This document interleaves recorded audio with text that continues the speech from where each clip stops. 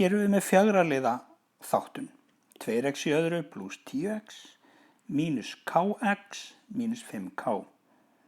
Ég er viljandi búin að lita þessa 2 liði saman hvíta og þessa liði saman gula vegna þess að ég ætla að para þá saman. Ég ætla að skoða hér með hvítu hvað er sameiginlegt með þessum lið og þessum lið. Og það reynist vera 2x. Kippum þessum 2x þá út fyrir sviga. Þá stendur eftir þessum sviga x pluss 5. Kíkjum núna á gulu liðina, mínus kx, mínus 5k. Mínusinn er sameiginlegur og líka k-ið, þannig að ég ætla að taka mínusinn og k-ið út fyrir sviga. Þá breytist þessi liður og hann verður pluss og þessi liður hér breytist líka og verður pluss vegna mínusinn sem ég tek út fyrir sviga. Það sem stendur þá eftir í sviganum þegar mínus k er komið út fyrir sviga er x-ið pluss þessi 5. Þegar ég skoða dæmi núna þá er þetta orðið 2 liðir. 2x sinnum þessi svíi mínus k sinnum nákvæmlega sami svín. Það sem er sameiginlegt þessum 2 liðum er þessi blái svíi x pluss 5.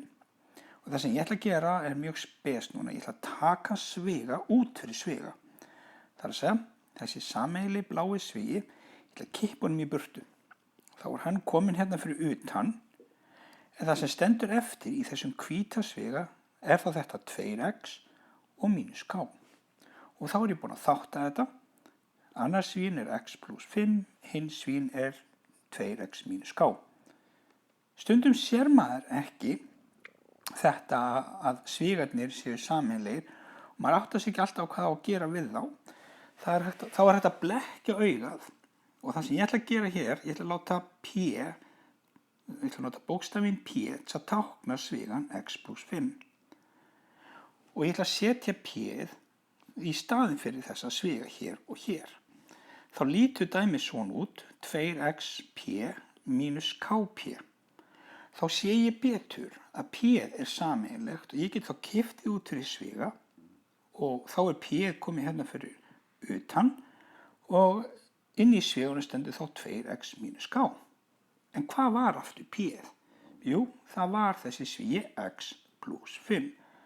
Þannig að ef menn sjá ekki út úr þessum dæmi hvernig á að leysa það eða vinna það með þessa sviga hérna, þá er hægt að blekkja augað eitt augnablik og nota bókstaf í staðinn fyrir svigan.